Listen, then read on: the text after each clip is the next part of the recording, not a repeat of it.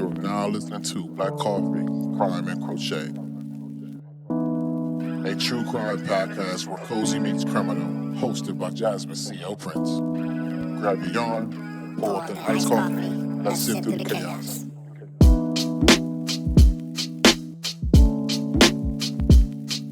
Welcome back to Black Coffee, Crime, and Crochet, the podcast where we sip iced coffee, work on a project, and unpack crimes that feel way too close to real life than we would actually like to admit. I'm your host, Jazimne C.L. Prince, as always, and welcome to the BC3 crew if this is your first time, and to my OG members, thank y'all for coming back for another week. So, this month, we are starting a new series called, I think I'm going to go with, hold on, I just changed my mind that fast. Love, Lies, and Laundering. And since it's Black History Month and also Valentine's Day, I'm going to do romance scams. So if you like the Dalen Pierce episode, this series is going to have all of that. Romance scams are usually told from the angle of the fake lover, the person pretending to be overseas, pretending to be rich, pretending to be in love. But this series, or this episode in particular, is about the ecosystem. It's the money movers, the facilitators, the people who make the scams possible.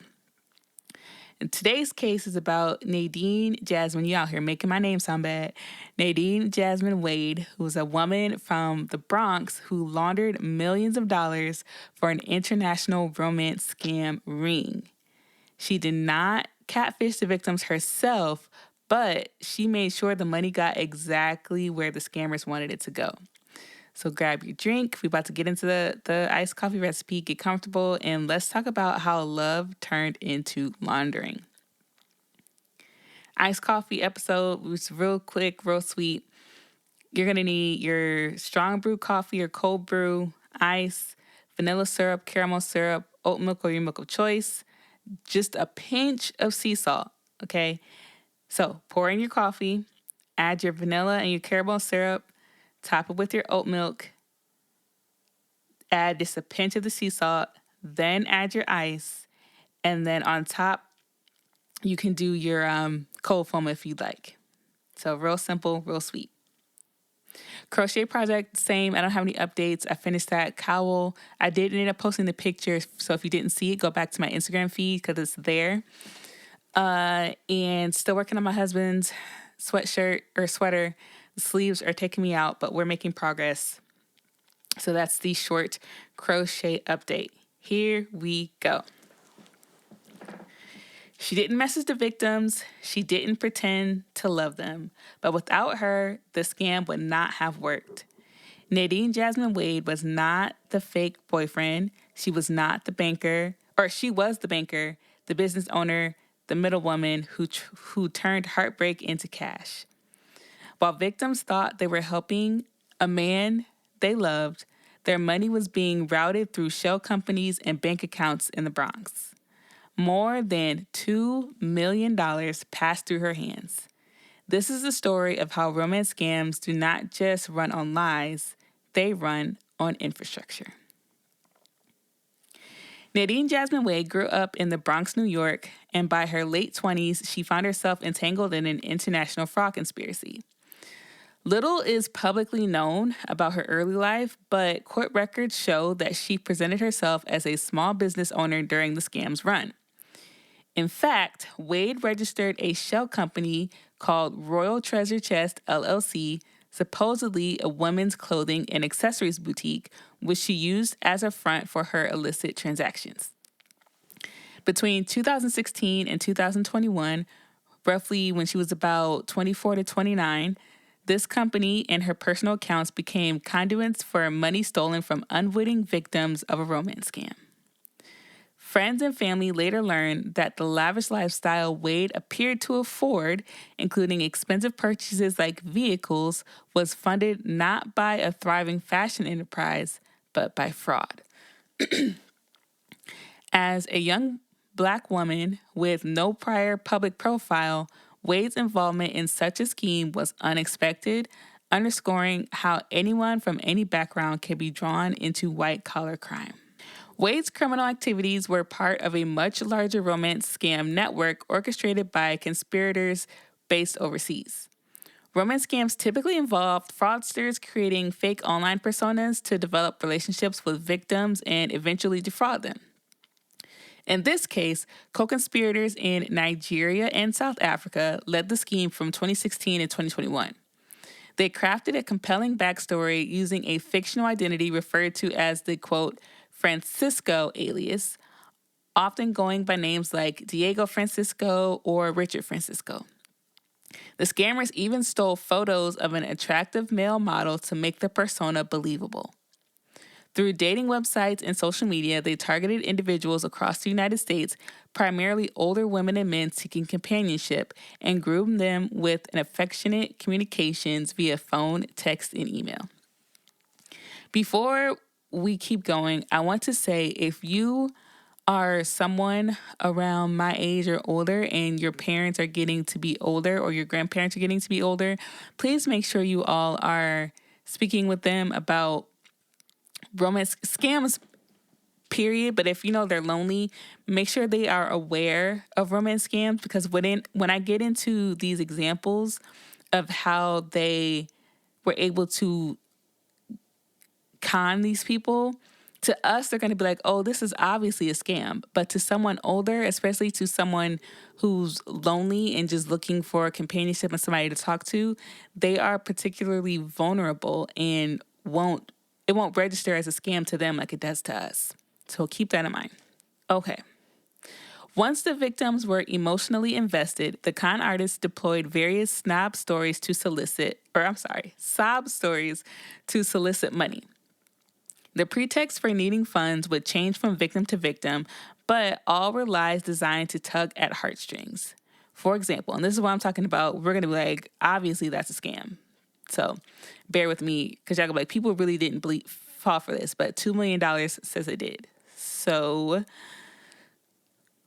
in one scenario, Diego Francisco claimed to be an architect stranded in Dubai who urgently needed money to unlock a multi-million-dollar payment. Obviously, we know that it's not how that works. In another, Francisco purported to be an oil rig worker facing an equipment emergency and requested money for repairs. Believing they were helping someone they loved, victims agreed to send funds. The Francisco persona would provide instructions to transfer money to specific bank accounts. These accounts belonged to Wade and her co-conspirators. And I know Western Union has set it up to where they say, don't send money if you don't know the person. But older people, when they're convinced that the person that they are trying to send money to is real, because these scammers play the long game, not the short game. So after they've been communicating with them for so long, they are so convinced that this is real that by the time they go to send the money, it's kind of too late. They have their mind set on doing it. So we have to catch this earlier so that they're not falling for these traps. Here's how the scam operated step by step. The romance fraud ring followed a calculated playbook to steal from victims and launder the proceeds. So first, they had these fake identities and made contact. So scammers created convincing online dating profiles, for example, the Francisco alias, with stolen photos of attractive people. They reached out to the targets on dating sites, building an online relationship through constant communication. Then they have the emotional hook. So the scammers would then profess deep affection or love, gaining the victim's trust over weeks or months. Again, they're love bombing them right away, and they are playing the long game. This is not like a send me money right now. They're making sure they emotionally have them right where they want them. They often pretend to share the victim's values and interests, making the connection feel genuine. Once they have hooked them, then it's the crisis story. So once trust was secured, the scammer concocted an urgent financial need. It's always urgent. Examples include claims of being overseas and unable to access funds, needing money to complete a business deal, or to cover a sudden emergency like medical bills or legal fees. In this case, Francisco frequently said he needed cash to fix an oil well or to secure a big payment abroad. Once they agree to send the money, then it's the directing the payment. So victims were instructed exactly how and where to send the money. The conspirators often told victims to wire funds or send cashier's checks made out to shell companies or individuals in the U.S. who were a part of the scheme. In some instances, victims were even asked to mail checks to physical addresses provided by the scammers. One address used was in the Bronx, linking directly to Wade's location. And then you have to launder the money. Once the victim's money arrived in the designated U.S. bank account, the local accomplice, like Wade, would swiftly withdraw the funds or convert them to other assets, probably like Bitcoin. And they might withdraw cash, purchase items of value such as cars, or cut cashier's checks to obscure the trail. The local conspirators kept a portion as their commission and then funneled the rest back to the scam's organizers overseas, completing the money laundering cycle. So again, to us, it's obvious that this is a scam, but they know who to target. They know who's vulnerable. They know who's more likely to believe this. This organized approach allowed the ring to fleece numerous victims out of millions of dollars while making it difficult for authorities to trace the ultimate masterminds. So I have a quote here from U.S. Attorney for the Southern District of New York, Audrey Strauss. She said, quote, "The conspirators preyed on the emotions of the numerous online romance fraud victims to fleece the victims out of millions of dollars." When charges were announced. The scheme was international in scope. U.S. victims' money was being siphoned through Americans like Wade and then funneled to Nigeria, South Africa, and possibly other locations. Again, the scheme went from like 2016 to 2021, I think that's what I said. Enriched by lies of love and false promises. So here is Wade's specific role. Within this criminal enterprise, Nadine Wade served as a crucial money launderer and money mule. She was one of at least 6 defendants charged in the U.S. as part of the scheme. Wade's specific role was to receive the scam proceeds into bank accounts she controlled, disguise the nature of those funds, and then pass money along to her co-conspirators after taking her cut.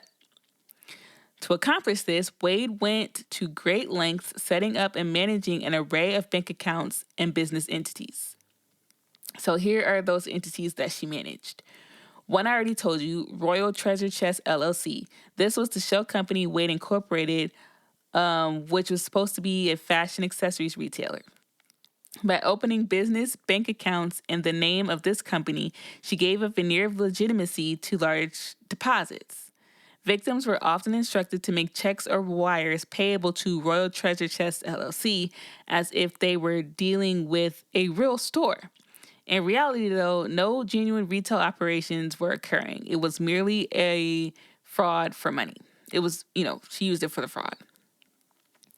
Then personal and business accounts. Over the course of the scheme, Wade controlled more than 18 bank accounts spread across various financial institutions. I don't know how you keep up with 18 bank accounts. I feel like I would be so confused, so overwhelmed. Like 18 seems like an extremely excessive amount.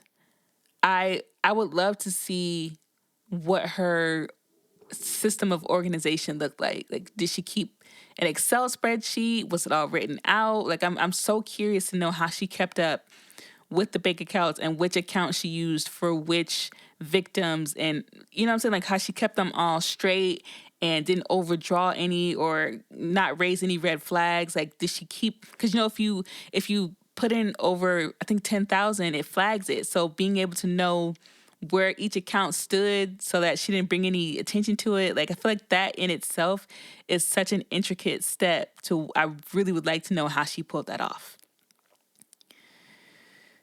These included both personal accounts in her own name and the business accounts for Royal Treasure Chest LLC.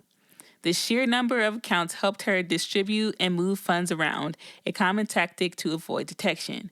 Between 2016 and 2021, over $2 million in deposits flowed through Wade's accounts, the bulk of it coming directly from romance scam victims across the country. Then there was rapid withdrawals and payouts. She did not let the money sit for long once it arrived. Trial evidence showed that she would rapidly deplete the accounts after each victim payment hit. She made large cash withdrawals and obtained cashier's checks frequently, effectively breaking the paper trail. In one example revealed in court, Wade pressed a bank to release $15,000 cashier's checks that a victim had deposited, attempting to retrieve the funds before any potential hole could expose a fraud. She also used some victim funds to buy vehicles and other high-value items. Purchasing assets like cars can be a method to launder money because the assets can later be sold or transferred, further obscuring the origin of the funds. And then the kickback to the kingpins. After extracting her portion as a fee, Wade would transfer the majority of the money to other members of the scheme. Some of those members were in the United States. For instance, other indicted co-conspirators in New Jersey, New York, and Maryland opened their own shell companies and bank accounts as part of the network. Others were overseas in Africa, communicating with Wade on where to send the balances.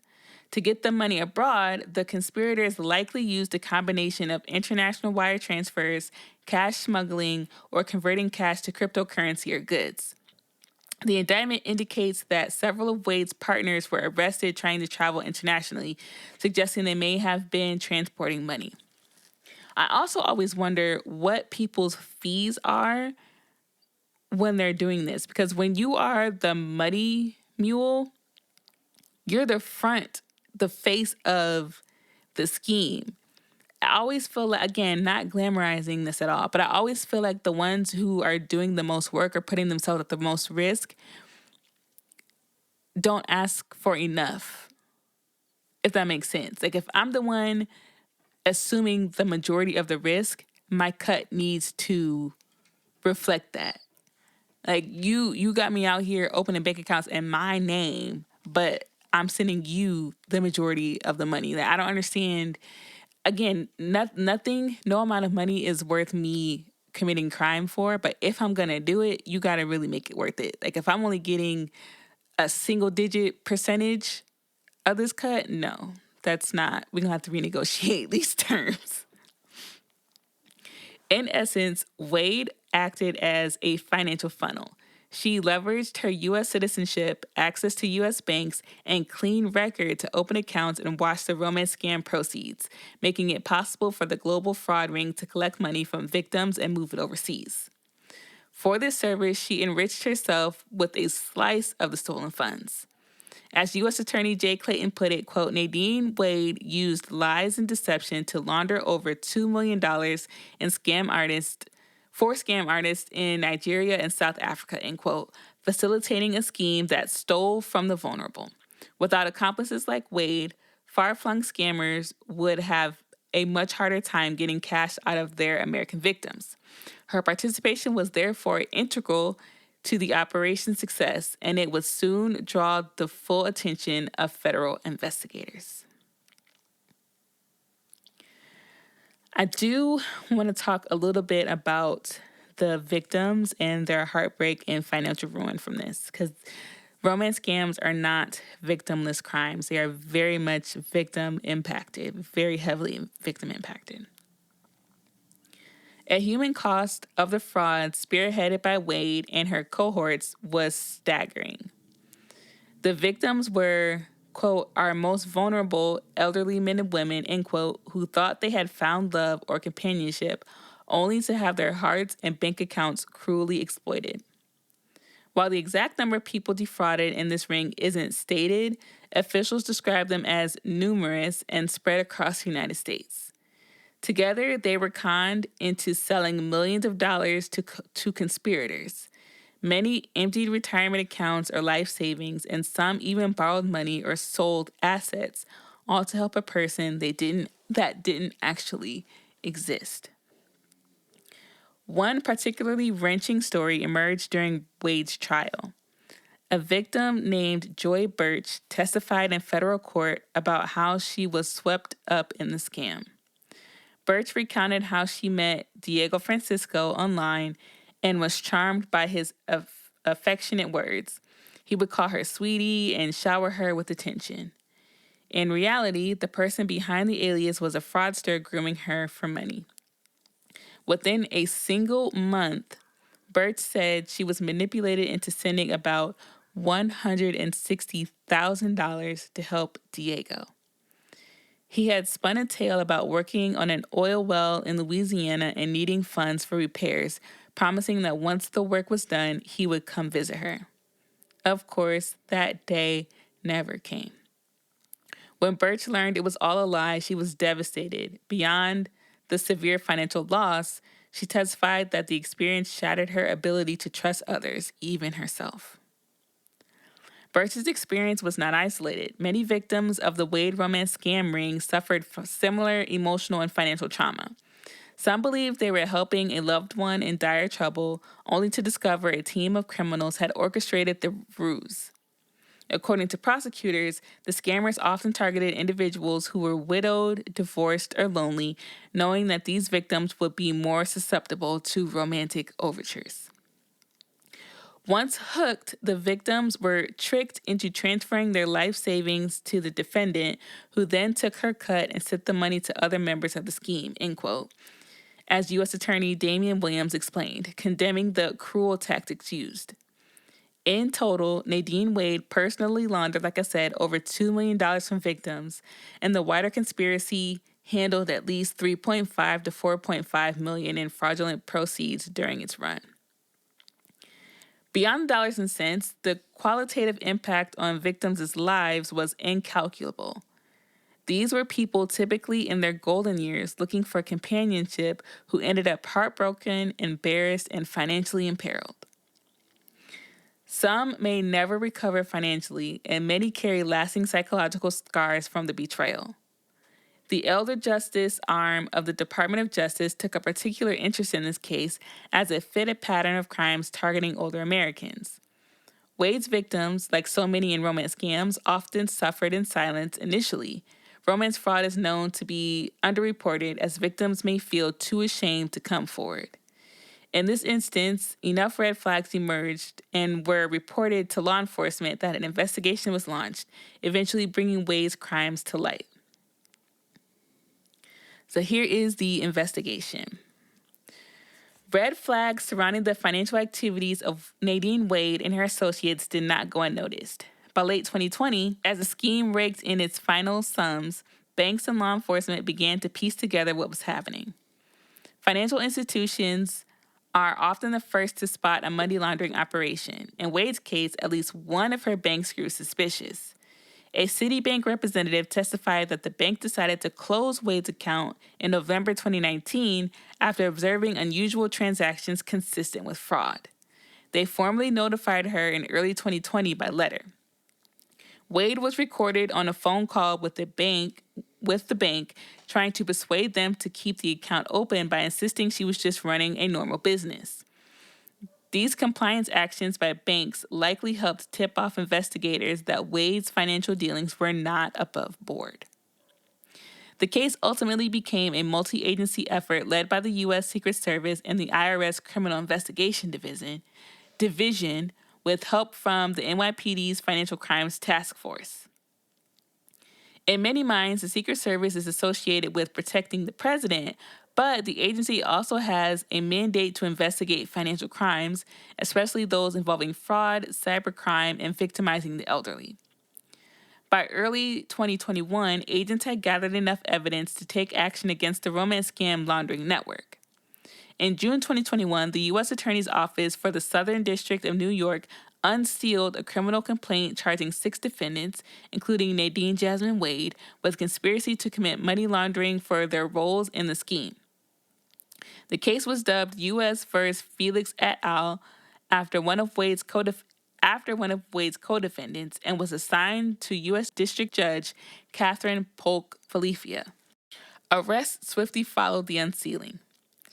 In a coordinated operation, agents apprehended several conspirators at the Newark Liberty International Airport in New Jersey.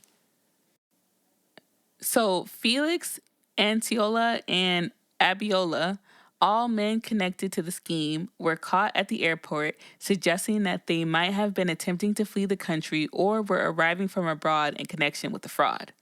Another man, Gregory Ochoa, I'm pretty sure I said that incorrectly, was arrested in the Bronx the same day. Notably, at the time the indictment was unsealed, Nadine Wade and one other accused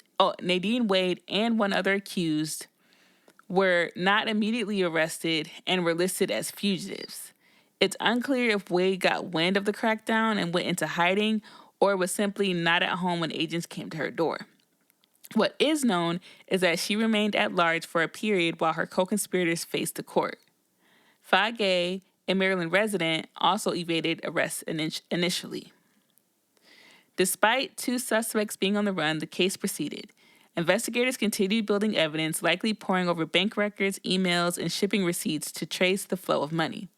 The Secret Service, which has expertise in cyber-enabled financial crime, noted that the conspirators, quote, utilized online aliases and created shell companies in furtherance of their scheme to defraud, end quote, praising the, quote, collaborative investigative effort that brought the accused into the courtroom. The IRS Criminal Investigation Unit, for its part, helped follow the money trail and untangle the web of accounts. By combining digital communications evidence, like the dating profiles and messages, with financial data, wire transfers, bank withdrawals, stuff like that, and good old-fashioned detective work, like stakeouts and mail intercepts, the task force was able to build a strong, compelling case. Eventually, Nadine Wade was captured and brought before the court. Sadly, though, the details of her arrest have not been publicized, but it occurred by 2023 in time for trial. The successful indictment and rounding up of the domestic co-conspirators in this case delivered a strong message. Even if the masterminds sit overseas, those on U.S. soil who assist in scams will be held accountable, which, again, I said, if I'm the one over here in jeopardy of being arrested, my cut is going to be bigger than yours because you overseas and they can't come touch you. I'm not taking a smaller count, and I'm the one that's directly in line of getting caught. That's just me, though. I would never do it, of course, but if I did, you would have to give me a bigger cut.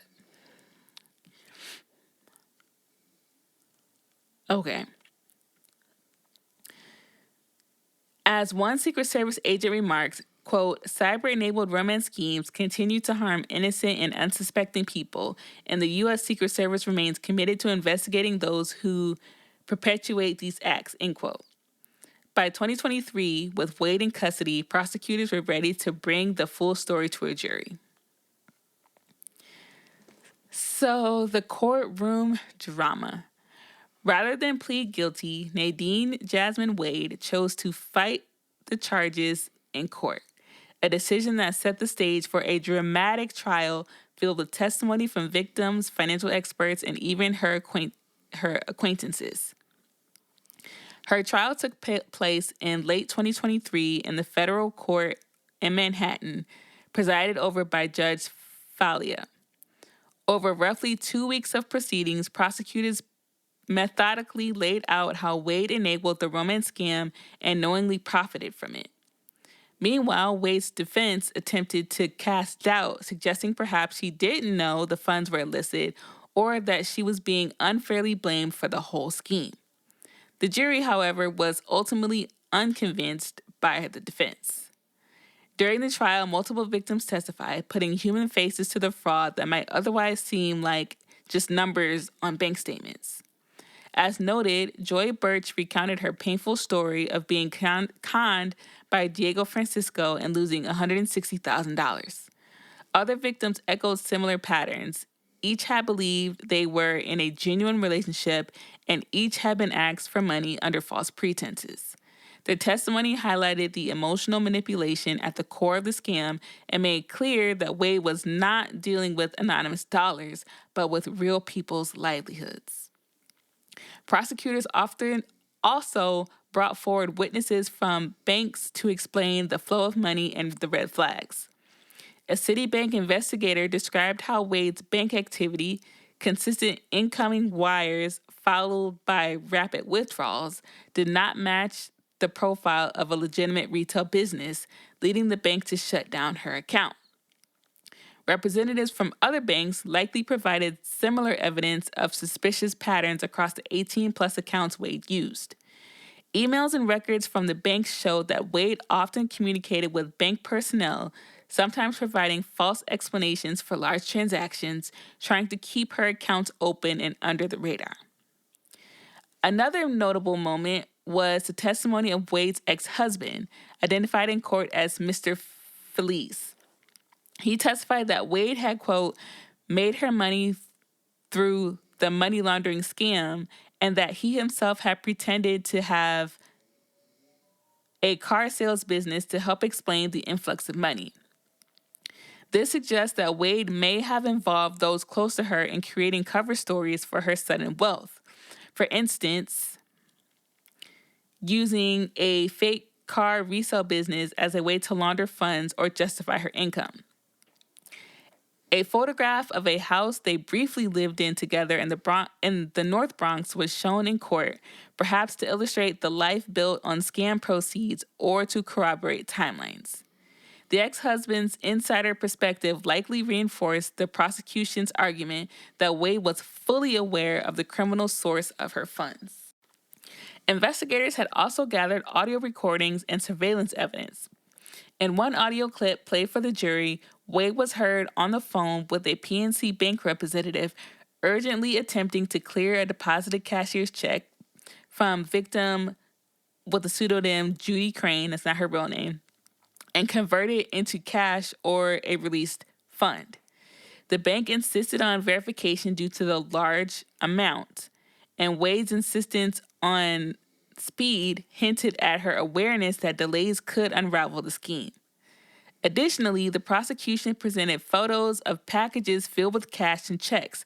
For example, one image showed bundles of $100 bills that had been FedExed to a Walgreens store in the Bronx for pickup, which is wild.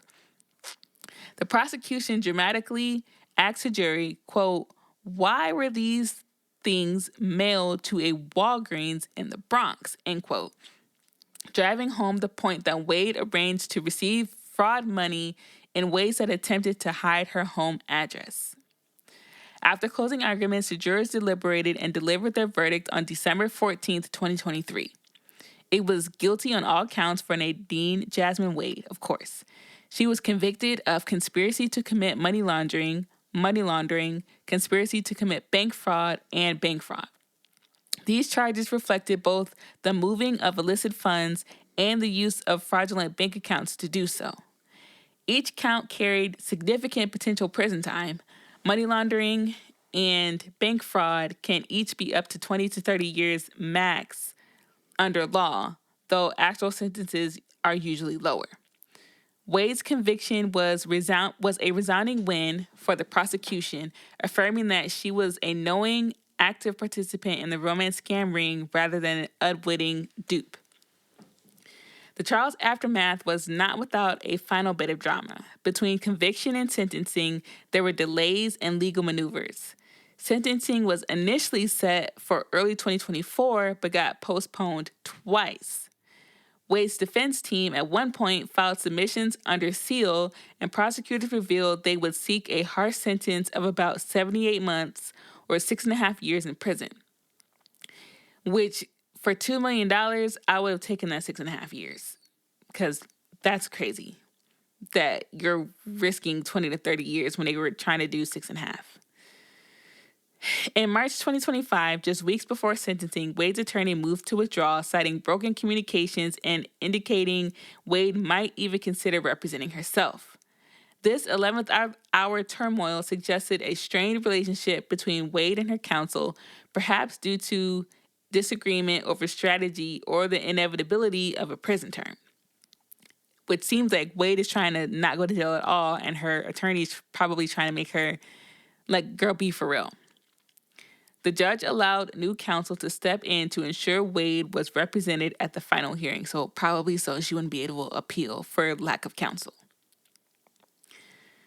On May 28th, 2025, Nadine Jazimne Wade stood before Judge Catherine Polk Falia to learn her fate. Judge Falia sentenced Wade to 63 months in prison, which is about 5 years and 3 months behind bars, for her role in the fraud ring. In addition to the prison term, Wade was ordered to serve 3 years of supervised release after incarceration, a period during which she'll be monitored and required to follow strict conditions. The court also imposed heavy financial penalties. Wade must pay $1,772,618 in restitution to her victims and forfeit $2,261,791 in criminal proceeds. The restitution figure represents the confirmed losses that her identified victims suffered, essentially in order to pay them back, though in reality, many fraud victims see little restitution if the defendant lacks assets. The forfeiture amount corresponds to the ill-gotten gains traced to Wade, which will be seized by the government. Well, this included any remaining funds in her accounts, as well as valuables or property purchased with the scam money, if recoverable. Wade's sentence was substantial, essentially considering she was not the mastermind of the scam, but a facilitator. The judge's decision fell short of the 78-month prosecutors wanted, but it still was significant, reflecting the severity of her crimes. At 63 months, Wade's prison term is long enough that she will spend most of her 30s in a federal penitentiary, a sobering outcome for someone who likely thought she could make easy money acting as a go-between. U.S. Attorney Jay Clayton, the acting U.S. attorney at the time of sentencing, underscored the importance of the sentence in a press release stating, quote, "Today's sentence should be a reminder that this office will pursue all persons who participate in online scams targeting our elderly," end quote. Indeed, the case was part of a broader DOJ effort to crack down on fraud targeting seniors, and a message that was being sent that even those at the middle or lower rungs of such schemes will face justice. So the reason why I wanted to cover this case, there's a few reasons. One, it stands out in the realm of online romance scams because it highlighted the critical role of domestic money launderers in global fraud schemes. Most of the time when we think about romance schemes, we always picture just people overseas, like the proverbial Nigerian prince theme that we see a lot, or like the fake Saudi prince or anything like that. But in this instance, the scam did involve conspirators in Nigeria and South Africa, but it could not have succeeded at the scale without collaborators on, like, over here. Like, there were actually people here that was helping. And that kind of goes back to Hush Puppy's scheme. He was overseas, but he used people over here with bank accounts to help that scheme as well. So Wade's involvement showed that American citizens, even a young Black woman in New York, can become essential people in these kinds of schemes and frauds. Again, I would take a bigger cut because by using her own name and U.S. registered company, she gave the scam a credible front through which victims felt safe sending money. My involvement is going to take a big hit if I get caught. I'm taking more money. Second reason why I wanted to do it is because, again, as a Black woman in her late 20s, that's very atypical when it comes to these types of scams, which adds another layer to the case's notoriety. Most of the times when you see these scams, they're typically men. They're often either men or foreign nationals or older individuals, because most of the co-conspirators in this case were Nigerian-born men in their 20s and 30s. She is a Black woman from the U.S., from the Bronx, no less. So there have been other domestic female accomplices in romance scams, but it remains relatively uncommon to see a young Black woman at the center of a romance scam laundering case. So it kind of comes against some of the stereotypes and expectations people might have about who commits cyber fraud, but it also serves as a reminder that fraud is an equal opportunity crime. And then the scope and success of the prosecution makes it a landmark within the romance scam category, because it's not every day that the prosecutors indict and convict multiple players in a romance scam ring operating across continents. That's crazy in itself. Because they not only charged 6 individuals, but they managed to capture and bring several of them, including Wade, to justice. A lot of times, romance scams go partially unpunished because ringleaders resides in other countries where, they're not going to extradite them, or if they do, it's difficult to extradite them. So the fact that they were able to bring 6 people to justice is another layer. And then lastly, this is a cautionary tale for the broader public, not just in terms of avoiding being a victim, but also avoiding becoming part of the scam. She was not only someone who catfished victims directly, but she was likely recruited or tempted by easy money to assist behind the scenes. So her fate illustrates that, acting as a money mule is not just moving money. It's a lot deeper than that and can lead to a felony record and years in prison. So in the aftermath of her conviction, the romance scam she aided has been thoroughly exposed, of course. Publicly around the case has helped educate potential victims about red flags. For instance, beware of online suitors who ask you to send money to a third party or a company account. It also likely prompted some soul searching for any others who might have been targeted or involved in similar conduct. But for her co-conspirators, it's worth noting their statuses. Some who were caught in 2021 presumably entered pleas or are awaiting sentencing, though those details weren't as widely publicized as Wade's high-profile trial. One co-conspirator remained a fugitive as of the last reports, illustrating that not all participants have been brought to justice. But nonetheless, the disruption of this ring has undoubtedly saved many potential victims from being defrauded. So, Nadine Jazimne Wade's case shows that romance scams are not just about fake profiles and stolen photos. They are about systems, about bank accounts, about shell companies, about people willing to move money and look the other way. The victims in this case believed they were helping someone they loved. What they were really doing was feeding a machine that ran on emotional manipulation and financial exploitation. And the people who make that machine work do not always look like criminals. They look like business owners. They look like regular people. They look like someone you would never expect. That is why the series matters. Because romance scams are not rare. They are not accidental, and they do not survive without help. So next week, we're going to look at a smaller scale operation and how it fits inside larger fraud networks. So that's it for this one. If you enjoyed this episode, make sure you follow the show, Black Coffee, Crime, and Crochet, on all major platforms. Leave a 5-star rating and a review on Apple and Spotify. Share it with someone who you think romance scams only happen to other people. Make sure you are talking to your older parents and grandparents about potentially becoming victims to romance scams, especially if you know that they are lonely and wanting companionship. And yeah, until next time, keep your coffee iced, your crochet steady, and your heart guarded. Bye! Disclaimer. Great effort is made to ensure that all materials used in Black Coffee Crime and Crochet adhere to fair use guidelines. No copyright infringement is intended. If you are the copyright owner or represent the owner of any material used in this content and have concerns about its use, please contact me and I will promptly address the issue.